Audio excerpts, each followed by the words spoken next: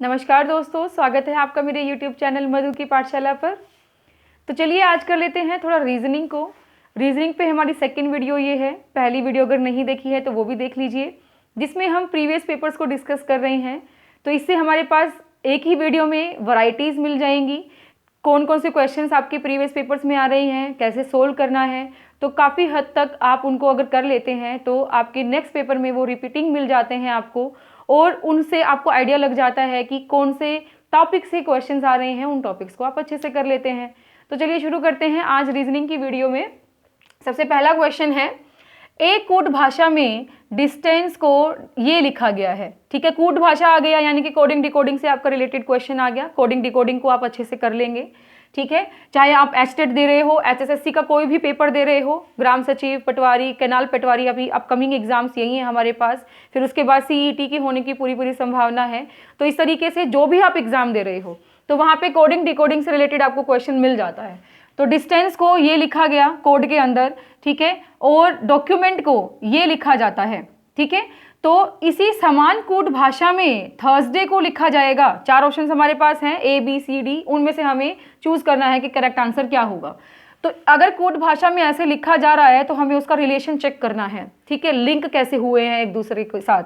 तो लिखेंगे पहले डिस्टेंस को, डिस्टेंस मैं ऐसे लिख लेती हूँ, शायद ऐसे आपको विजिबल सही रहेगा। ठीक है, डिस्टेंस, और इसी तरीके से हमने लिख लिया इसके लिए DIIDTATOEC। ठीक है, इसका एक दूसरे के साथ रिलेशन बनाइए। रिलेशन बनाने के लिए जैसे कि मैंने आपको पिछली वीडियो में बताया था, क्रॉसिंग हो सकती है, 2-2 की क्रॉसिंग, 4-4 की क्रॉसिंग हो सकती है। कितने वर्ड्स हैं? 3, 3, 6 और 2, 8 हैं। तो हो सकता है कि 4 के बीच में कोई रिलेशन आ रहा हो हमारा, ठीक है, या 2-2 के बीच में रिलेशन आ रहा हो। तो डिपेंड करता है कि किस टाइप का क्वेश्चन है, वो हमें पहचानना है। बस एक पहचानने का ही तो गेम है, जैसे ही पहचाना आंसर मिल जाएगा हमें। देखिए इसमें हमारे पास कैसे बना कि डी और आई, जब हमने इसमें देखा तो आई और डी बन रहा था। तो ये क्या हुआ, एक दूसरे के साथ एक्सचेंज हो रहे हैं। डी इधर आ गया, आई इधर आ गया। लेकिन नेक्स्ट में जब देखा एस टी, तो टी ए बन रहा था। तो टी तो यहाँ आ गया लेकिन एस तो नहीं आया ना, रिलेशन नहीं बना। तो हमने क्या करा, एस के साथ टी को देखा तो एस टी +1 हो रहा है। ठीक है, यहाँ तक बना। उसके बाद टी और ए आपस में क्या कर रहे हैं, एक्सचेंज हो रहे हैं। एन ओ, तो क्या ऐसा बन रहा था, NO+1 हो रहा है। इसी तरीके से सी और ई एक्सचेंज हो गए। तो ये एक पैटर्न मिल गया हमें यहाँ से ये पैटर्न मिलने के बाद मोस्टली हमारे पास जो दूसरा वर्ड दिया होता है उसका पैटर्न भी सेम ही होता है। ठीक है, तो डॉक्यूमेंट हमें दिया हुआ था, लिखने की जरूरत शायद नहीं पड़नी चाहिए। DOOD हमारे पास मिल गया, सी के बाद डी आ रहा है, UM को MU लिखा, E के बाद F+1 हो रहा है, NT को TN लिख दिया। तो पैटर्न सेम आया कि नहीं आया? ये दोनों एक्सचेंज, इसमें +1, ये एक्सचेंज, +1, ये एक्सचेंज। ठीक है, इसी तरीके से हमारे पास निकालना किसके लिए था, थर्सडे के लिए निकालना था। तो थर्सडे के लिए निकाल लीजिए, क्या बन जाएगा, THURSDAY, थर्सडे हमारे पास है। तो TH को एक्सचेंज करेंगे तो HT बन गया। तो देखिए HT यहाँ है लेकिन यहाँ नहीं है, तो ये ऑप्शंस हमारे पास चले गए। ठीक है, टाइम बचाना है, ऑप्शंस को खत्म कर देंगे 2 को। उसके बाद U के बाद क्या आएगा, V आएगा, क्योंकि +1 कर रहे थे नेक्स्ट वाले में। तो इसमें R है, इसमें V है, तो ऑप्शन हमारा करेक्ट हो गया सेकेंड वाला। इससे ही हमारा टाइम बच गया, आगे हमें देखने की भी जरूरत नहीं है क्योंकि कोई और मिलता जुलता है ही नहीं। फिर भी कंप्लीट हम करेंगे जरूर। RS हमारे पास SR हो जाएगा, क्रॉसिंग अगर जाती है। D के बाद E आ रहा है और YA AY के लिए आ जाएगा। ठीक है, तो ये पूरा भी मैच हो रहा है। अगर पूरा, जिसको तसल्ली ज़्यादा करनी है ना, वो पूरा भी मैच करके देख सकता है, कोई प्रॉब्लम नहीं है।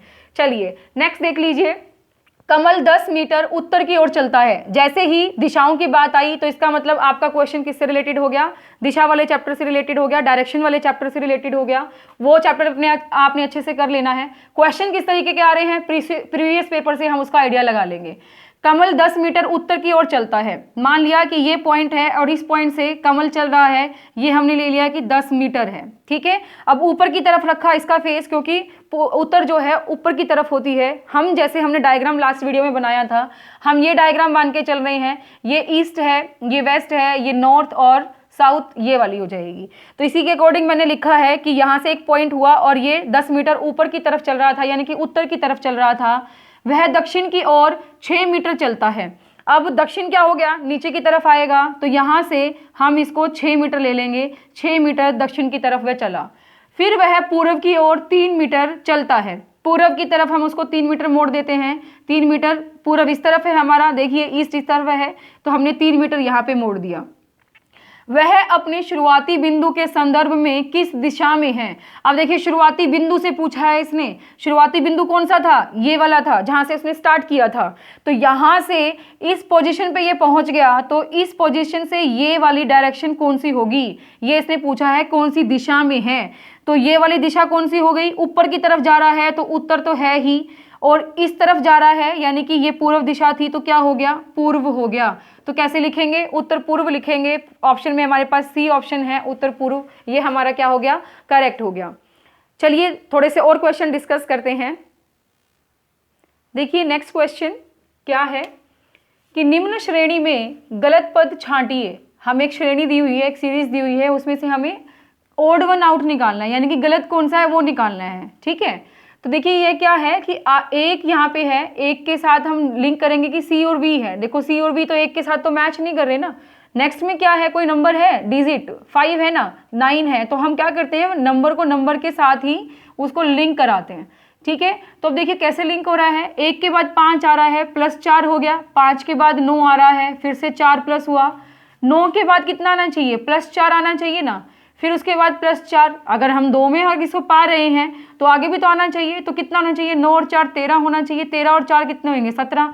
तो इसका मतलब गड़बड़ कहाँ है, यहाँ है। एक नंबर पता लग गया, फिर भी आपको तसल्ली करनी है तो आप देख सकते हो, जैसे कि अब इनको ऐसे करके मत देखा करो कि आप काउंटिंग करने लगो कि सी के बाद डी ई एफ कितने नंबर पे आ रहा है। आप इनके नंबर्स याद करो, प्रीवियस वीडियो में मैंने बताया था इजोटी के नाम से। ठीक है, इजोटी या एफ का पू, ठीक है, आप इनके नंबर्स याद कर लीजिए, उसी के नंबर के अकॉर्डिंग आपको याद रह जाएगा। 5 10 15 20 25 हमारे ये 5 के टेबल में मल्टीप्लाई हो रहा है। ये हमारे पास 1 लिखने के बाद 5 से आगे वाला अक्षर आ रहा है 6 11 16 और 20 के बाद आ जाएगा 21। ठीक है, ऐसे चलेंगे एफ का पू। ठीक है, अब ये क्या हो गया, 1 6 11 16 21, तो ये हमारे पास याद रखने हैं आपने, उसी के अकॉर्डिंग इनके नंबर्स हम यहाँ पे ले लेंगे।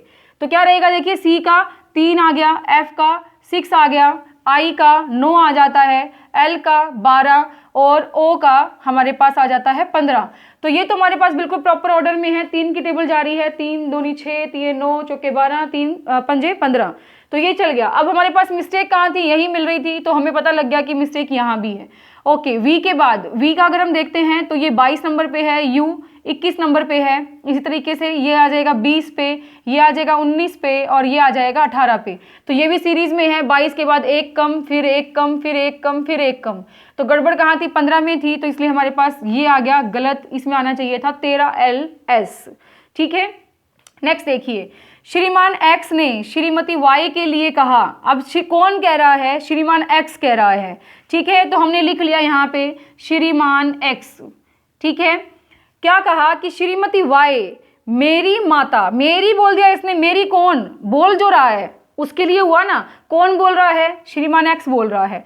तो क्या लिखा इसने कि मेरी माता के पौत्र, मेरी माता यानी कि एक्स की माता। मैंने आपको बताया था जब रिलेशन क्या हो, एक जनरेशन ऊपर हो तो ऊपर की तरफ बनाना है, एक जनरेशन नीचे हो तो नीचे की तरफ बनाना है। लेडीज होती हैं तो माइनस करके लिखिए, जेंट्स होते हैं तो प्लस करके लिखिए, सबसे बेस्ट तरीका है ये आपका सोल्व करने का। तो श्रीमान एक्स की माता, यहाँ पे हमने ले लिया मेरी माता। अब यहाँ पे माता ही लिखना पड़ेगा क्योंकि उसके बारे में कोई हिंट हमें नहीं दिया हुआ है। ठीक है, के पौत्र, पौत्र कौन सा होता है, हमारी हिंदी भाषा में हम बोलेंगे हरियाणवी पोता। ठीक है, तो पोता तो सबको ही पता है, माता का पोता यहाँ पे आ जाएगा क्योंकि 2 जनरेशन का गैप हो गया, एक जनरेशन का गैप तो ये वाला हो गया, एक ये वाला हो गया, तो ये इससे नीचे जाएगा। ठीक है, तो श्रीमान एक्स की माता का पौत्र कौन, अब यहाँ पे श्रीमती वाई जो है की पत्नी है, यानी कि पौत्र की पत्नी है, तो श्रीमती वाई यहाँ पे लिख देंगे हम श्रीमती वाई। ठीक है, क्यों लिख दिया, क्योंकि ये क्या थी, सेम जनरेशन की बात हो रही थी, पोते की वाइफ जो है वो श्रीमती वाई है। ठीक है, अब यहाँ पे ये हो गया। अब श्रीमान से पता लगा, अब इसने क्या पूछा है, पूछा क्या है, श्रीमती वाई से किस प्रकार संबंधित है कौन, श्रीमती एक्स, श्रीमान सॉरी श्रीमान एक्स श्रीमती वाई से किस प्रकार संबंधित है? तो श्रीमान एक्स कौन है? ये वाला हो गया। श्रीमती वाई है ये वाला। एक दूसरे के साथ कैसे संबंधित है? ये पोता यानी कि ये इसका क्या हो गया? फादर हो गया, फादर, और ये इसकी पत्नी, तो ये दोनों क्या हो गए आपस में? ये ससुर हो गया, ये बहू हो गई ना, ठीक है। तो इसलिए ये क्या हो गया कि बेटे की बहू हो गई, इसके बेटे की बहू हो गई, तो ये क्या हो गया? इसका ससुर हो गया। तो श्रीमान एक्स श्रीमती वाई से ससुर के रूप में संबंधित है, ये आंसर आ जाएगा। नेक्स्ट देखिए, निम्न संख्या श्रेणी के अगले पद हैं। अब आपको क्या करना है? अगले पद यानी कि दो पद मिलेंगे हमें। अगला पद लिखा होता अगर एक होता तो, दूसरा दो तरह के यहाँ पे क्वेश्चन मार्क लगे हुए हैं, तो दो नंबर हमें निकालने हैं। अब क्या दिया हुआ है? 20, 20, 19, 16, 17, 13, 14, 11 और आगे दो क्वेश्चन मार्क। तो 20 और 20 में तो रिलेशन निकालेंगे नहीं, हम क्या करेंगे? एक सीरीज इसकी बना लेते हैं, एक सीरीज इसकी बना लेते हैं। दो सीरीज तो तभी बनेगी ना जब दो डिफरेंट सीरीज चल रही होंगी।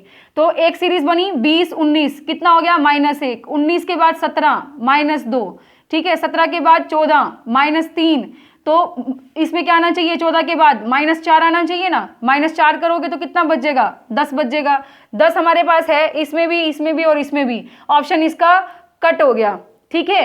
नेक्स्ट देखिए कि 20 के बाद 16 आ रहा है, तो 20 के बाद 16 आ रहा है तो -4 हो रहा है। 16 के बाद 13 आ रहा है, -3 हो रहा है। 13 के बाद 11 -2, इसी तरीके से एक कम हो जाएगा, 4, 3, 2, 1 पैटर्न बन गया। तो क्या रखेंगे? -1, वो भी क्या आ जाएगा? 10 में से एक गया, 11 में से एक गया 10, तो क्या आया? 10 आया। 10 इसमें ही है, बाकी में नहीं है, तो ये हमारे पास करेक्ट आंसर आ गया, ठीक है। इस तरीके से इसको सोल्व कर लेंगे। अब देखिए रीजनिंग लग रही है ना आसान? रीजनिंग मेरे ख्याल से सबसे आसान है। अगर आप मैथमेटिक्स से डर रहे हो तो रीजनिंग से तो आपको बिल्कुल भी डरने की जरूरत नहीं पड़नी चाहिए, ठीक है। देखिए आगे क्या क्वेश्चन है? ए बी से बड़ा है। अब देखो जब ऐसे क्वेश्चन आप सोल्व करते हो तो आप लेस देन और ग्रेटर देन का जो है साइन यूज कर सकते हो, उससे आपको बड़ा इजी रहेगा इसको सोल्व करना। ए बी से बड़ा है, ए बी से बड़ा है, मैंने इस तरीके से साइन लगा लिया बड़े वाला, ठीक है। जबकि सी और डी ई से बड़े हैं, सी एंड डी किससे बड़े हैं? ई से बड़े हैं। लेकिन अभी सी और डी का रिलेशन नहीं बताया, किससे बड़े या किससे छोटे हैं, तो इनको होल्ड में रखो अभी, ठीक है। ई ए और सी के मध्य में है, ई ए और सी के मध्य में है। अब हमें नहीं पता कि अभी कौन सा बड़ा है कौन सा छोटा है, सिर्फ ये लिख लेते हैं कि ई ए और सी के मध्य में है। अब देखो पहले ई और सी का रिलेशन आया था कि नहीं आया था? ई और सी का रिलेशन आया था ना, तो ई के रिलेशन में और सी के रिलेशन में सी बड़ा था, सी हमने यहां रख दिया। अब इसने कहा था ए के मध्य में भी होना चाहिए, तो ए पीछे चला जाएगा, तभी तो ये इसके मध्य में बनेगा।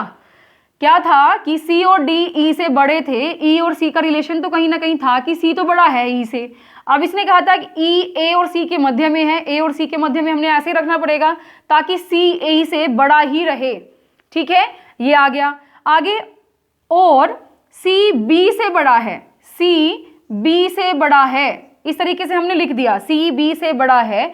तो निम्न में से, अब देखो यहाँ पे लिखा सी बी से बड़ा है और बी किससे जो है छोटा है? ए से छोटा है, ठीक है। तो अब हमारे पास क्या हो जाएगा कि यहाँ से सी मिल रहा है ए से बड़ा है, तो यहाँ पे क्या मिल गया कि सी बड़ा है ई से, और ई से बड़ा होने के बाद हमने क्या लिखा है? सी ई से बड़ा हो गया, हमने यहाँ से ले लिया सी ई से बड़ा हो गया, ठीक है। फिर लिखा हमने ए उससे छोटा था, ठीक है, छोटा लिख दिया, लेकिन ए बड़ा किससे था? बी से था, तो चारों का रिलेशन तो हम लिख लेंगे ना।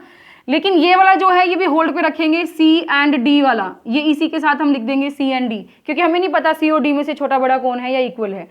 अब इसने क्या पूछा है? तो निम्न में से कौन सा कथन आवश्यक रूप से सत्य है, हमें बताना है। आवश्यक रूप से सत्य कौन सा होगा? देखिए ए सी से बड़ा है, ए सी से बड़ा है, बिल्कुल भी नहीं, ए तो इससे छोटा है ना, तो ये तो ऑप्शन गलत हो गया हमारा। सी डी से बड़ा है, सी डी से बड़ा है। देखिए अभी तो मैंने आपको बताया ना कि इन दोनों का रिलेशन अभी क्लैरिफाई नहीं हुआ था, तो इसलिए ये ऑप्शन हम नहीं मानेंगे, क्योंकि जहां पर भी हमारे पास रिलेशन दिया नहीं होता तो ना उसे सच मान सकते हैं ना उसे गलत मान सकते हैं, ठीक है। तो ये ऑप्शन भी हमारे पास आवश्यक रूप से सत्य नहीं हुआ। डी सी से बड़ा है, उसी तरीके से फिर डी का फिर से पूछ लिया, फिर भी हम इसको करेंगे नहीं। ई बी से बड़ा है, ई बी से बड़ा है, तो ये हमारे पास करेक्ट आ रहा है, इसलिए हमारे पास ये क्या हो गया? आवश्यक रूप से सत्य हो गया, ठीक है। अभी एक दो क्वेश्चन और देख लेंगे रीजनिंग के, कहीं मत जाना। चलिए कुछ और क्वेश्चन सोल्व करें। देखिए MTRK और D, ये 5 बंदे दिए हुए हैं, में प्रत्येक की लंबाई अलग है। MTRK D में सबकी लंबाई अलग है। M केवल T से छोटा है। देखो M केवल T से छोटा है। केवल T का मतलब क्या हो गया कि T के आगे अब और कोई भी नहीं है जो M से बड़ा हो। ठीक है, तो इसका मतलब ये इसकी बाउंड्री हो गई कि T के आगे और कोई बड़ा नहीं आएगा। उसके बाद क्या बोला इसने कि D केवल K से लंबा है। D केवल K से लंबा है, यानी कि K से छोटा कोई और नहीं है। तो देखो जब भी केवल की बात आ गई ना, केवल की बात आ गई तो वो उसकी बाउंड्री लाइन फिक्स कर देता है कि M केवल T से छोटा है, M केवल T से छोटा है, किसी और से छोटा नहीं होगा। तो इसे यानी कि इससे बड़ा कोई और है नहीं। D केवल K से लंबा है, D K से ही लंबा है सिर्फ, लेकिन K से और आगे कोई भी नहीं है, यानी कि कोई और ऐसा बंदा नहीं है जो D से छोटा हो। तो इनमें से तीसरा लंबा व्यक्ति कौन होगा? रह कौन गया? R रह गया। देखो M आ गया, T आ गया, D और K आ गया। अब इस तरफ लगाएंगे R को, तो ये तो इसने कहा था केवल K से बड़ा है, तो यहाँ भी नहीं लग सकता। इस तरफ लगाएंगे R को, यहाँ भी नहीं लग सकता, क्योंकि इसने कहा था केवल M जो है T से छोटा है, M केवल T से छोटा है, यहाँ पे भी नहीं आ सकता। रह गया क्या ऑप्शन? बीच में आने का। ठीक है, तो इसने क्या बोला? इनमें से तीसरा लंबा व्यक्ति कौन है? तो 1 2 3 ये आ गया हमारे पास R, करेक्ट ऑप्शन आ गया D। बहुत ही सिंपल था। नेक्स्ट क्वेश्चन हमारे पास रहेगा कि एक व्यक्ति सिर नीचे और पैर ऊपर करके योग अभ्यास कर रहा है। ठीक है, उसका चेहरा पश्चिम दिशा की ओर है। देखिए सिर नीचे है, पैर ऊपर है, तो उसी हिसाब से ये शीर्षासन कर रहा है और उसका चेहरा पश्चिम दिशा की ओर है। तो कई बार अब देखिए इसमें बच्चे क्या करते हैं, एक तो ये ऐसे समझ लेते हैं कि जब शीर्षासन कर रहा है उस टाइम वो पश्चिम दिशा की ओर बता दिया। कई बच्चे ऐसे भी समझ लेते हैं कि भाई जब वो खड़ा है तब वो पश्चिम दिशा की तरफ मुंह करके खड़ा है। तो दोनों तरीके से आंसर सेम आएगा, आपका कोई प्रॉब्लम नहीं है, दोनों तरीके से मैं आपको समझा दूंगी। तो इसने ये पूछा है कि उसका बायां हाथ किस दिशा में होगा। तो देखिए अगर वो हमारे पास क्या है, शीर्षासन की पोजीशन में है, तो शीर्षासन की पोजीशन में वेस्ट की तरफ मुंह होगा, तो ये हो गया इस तरफ मुंह हो गया इसका। ठीक है, इस तरफ मुंह होगा तो ये ऊपर की तरफ टांगे हो गई, और ये हमारे पास क्या हो गया, उसका बायां हिस्सा हो गया, और ये बायां हाथ हो गया, और ये क्या हो गया, उसका दायां हाथ हो गया। ठीक है, तो ये तो बिल्कुल सिंपल तरीके से समझ लिया हमने कि इस तरफ मुंह है। ठीक है, और इस तरीके से वो खड़ा है, तो हमारे पास ये हाथ यानी कि बायां रहेगा, ये हाथ उसका दायां रहेगा। ठीक है, ऐसे आप इसको समझ सकते हो। एक हम कह रहे हैं कि दूसरा तरीका क्या है कि पश्चिम दिशा की तरफ मुंह करके खड़ा है। अब ये वेस्ट है, पश्चिम दिशा की तरफ मुंह हो गया उसका। ठीक है, तो अभी तो उसका बायां हाथ कहाँ है, दक्षिण दिशा की ओर है। इस तरीके से लेंगे तो दक्षिण दिशा ये हो जाएगी, दक्षिण दिशा की तरफ है। लेकिन जैसे ही उसका सिर नीचे होगा तो पोजीशन चेंज हुई कि नहीं हुई, क्योंकि उसका मुंह उस टाइम भी वेस्ट की तरफ रहना चाहिए। ठीक है, तो अभी जब वेस्ट की तरफ पहले मुंह करके खड़ा है तो बायां हाथ दक्षिण की तरफ है, लेकिन जैसे ही सिर नीचे की तरफ जाएगा तो इस डायरेक्शन में वो मुड़ेगा, और फिर सिर नीचे की तरफ जाएगा तो हाथ कहाँ चला गया, नॉर्थ में चला गया ना। तो इसलिए हमारे पास दोनों ही तरीके से अगर आप इसका आंसर निकालते हो तो क्या रहेगा, उत्तर दिशा इसका आंसर रहेगा। नेक्स्ट देखिए, अंग्रेजी वर्णमाला में कितने अक्षरों के दर्पण प्रतिबिंब अपरिवर्तित रहते हैं। अब देखिए अंग्रेजी वर्णमाला में 26 हमारे पास क्या रहते हैं, वर्ण रहते हैं, ठीक है, अक्षर रहते हैं। तो उसमें से ये कहा है कि अगर उसकी मिरर इमेज बनाई जाए, ठीक है, मिरर इमेज बनाई जाए, तो कौन से ऐसे होंगे जो अपरिवर्तित रहेंगे, जिसमें चेंज नहीं आता शेप में। ठीक है, तो आप इसको थोड़ा सा लिख करके भी देख सकते हैं। अब एक चीज इसमें ध्यान रखेंगे, दर्पण प्रतिबिंब में क्या होता है, लेफ्ट राइट में आ जाता है, राइट लेफ्ट में आ जाता है। ठीक है, एक वाटर इमेज से भी क्वेश्चन आ सकता है आपका, वाटर इमेज में जो है ऊपर वाला पार्ट जो होगा वो नीचे चला जाता है। ठीक है, तो वो इस तरीके से वाटर इमेज बनती है, ऊपर से नीचे की तरफ इस तरीके से। तो हेड अगर यहाँ है तो हेड यहाँ दिखाएगा। ठीक है, वैसे बनती है वाटर इमेज। लेकिन इसमें हमारे पास क्या है कि ये अगर ऐसे बात हो रही है तो यहाँ पे जो इमेज बनेगी हमारे पास वो कैसे बनेगी, इस तरीके से बनेगी। ठीक है, तो ये बात ध्यान रखेंगे आप, ऐसे समझना जरूरी है। तो क्या रहेगा, देखिए ए हमारे पास है, ए को हम ऐसे लिखेंगे तो दर्पण इमेज इसकी सेम रहती है, बी की उल्टी हो जाएगी इस तरीके से। तो आपको ऐसे करते हुए सारी चीजें निकाल लेनी है। बी सी डी नहीं जाएगा, ई का ऐसे हो जाएगा, एफ ऐसे हो जाएगा, जी इस तरीके से हो जाएगा, एच में चेंज आएगा नहीं आएगा, तो एच हमारे पास इसमें हम ले सकते हैं एच। आए ऐसे बनाएंगे तब भी, अगर सिंपल बनाते हैं तब भी वाटर ये जो इमेज रहेगी क्या रहेगी, प्रतिबिंब की सेम रहेगी, तो आए। देन जे नहीं जाता, जे के एल एम, एम देखिए अगर आप ऐसे लिख रहे हो तो एम ऐसे भी लिखा जाएगा तब भी सेम दिखाई देता है, एन नहीं जाएगा, ओ चारों तरफ से ही राउंड है, इसको तो ऊपर नीचे और आगे पीछे कैसे भी घुमा लो ये तो सेम ही रहना है, ओ। देन पी नहीं, क्यू नहीं, आर नहीं, एस नहीं, टी। अब देखिए टी हमारे पास जाता है तो इस तरफ से सेम जाता है। एक और तरीका होता है, अगर आप इस तरीके से करके देख रहे हो कि इसकी सिमेट्री लाइन आप इसको खींच सकते हो, ठीक है। सिमेट्री लाइन जो होती है उसमें क्या होता है, हाफ हाफ पार्टीशन हो जाती है। अगर हमारी हाफ पार्टीशन इधर की और उधर की सेम रहेगी, ठीक है, तो वो हमारे पास दर्पण प्रतिबिंब जो है अपरिवर्तित बनाएगा ही बनाएगा, ठीक है। जैसे कि इसमें ले लीजिए, इसमें मैंने लिया तो यहाँ पे एच इस तरीके से लिखा जा रहा है, यहाँ पर भी एच इस तरीके से, तो दोनों सिमेट्री में जा रहे हैं, तो आपकी मर्जी है आप कैसे भी निकाल लीजिए। T U V W X and Y, Y ऐसे लिखा जाएगा तो उसमें आएगा, ठीक है, जेड में नहीं आएगा। तो ये कितने अक्षर हो गए, 2 4 6 8 10 और 1 11, तो 11 हमारे पास इसका करेक्ट आंसर आ जाएगा कि 11 अक्षर ऐसे हैं अंग्रेजी वर्णमाला में जिसमें क्या रहते हैं, उनकी दर्पण प्रतिबिंब जो रहेंगे अपरिवर्तित रहेंगे। नेक्स्ट देखिए, दिए गए विकल्पों में से बेमेल छांटिए। बेमेल यानी कि जो उसके साथ मैच नहीं कर रहा, चारों में से कोई एक अलग आएगा। एक तो हम क्या करते हैं, लास्ट का डिजिट देख लेते हैं। अगर लास्ट का डिजिट क्या रहता है, जैसे इवन ओड के हिसाब से देख लेंगे, इवन अगर रहता तो 3 क्या पता इवन होते, एक ओड होता तो तुरंत निकल जाता, लेकिन यहाँ पे सारे ही 1 1 1 आ रहे हैं, तो हम क्या करेंगे, या तो इसको ऐसे कर सकते हो, तीनों डिजिट्स को प्लस करके देखो क्या ऐसा कुछ मिले हमें, ठीक है, या हम क्या करते हैं किसी एक संख्या से इसको भाग करके देख लेते हैं, ठीक है, या किसी की टेबल में ही आ सकते हैं, ठीक है, तो उस तरीके से उसके गुणनखंड निकाल सकते हैं। मर्जी है आपकी, जैसे आपको ठीक लगे वैसे कीजिए, लेकिन हमारा करेक्ट आंसर हमें निकालना है तो उसके अकॉर्डिंग हमें सारे पैतरे अपनाने पड़ेंगे, और कौन सा पैतरा चल जाएगा उसी से हमारा आंसर निकल जाएगा। तो देखिए अगर हम इसको क्या करते हैं, 2 से डिवाइड करके देखते हैं, तो 2 से तो कोई भी डिवाइड नहीं हो रहा, 3 से डिवाइड करके देखो, 3 से 3 पंजे 15, 2 3 सते 21, ये कट रहा है, कंप्लीट हो रहा है, ठीक है।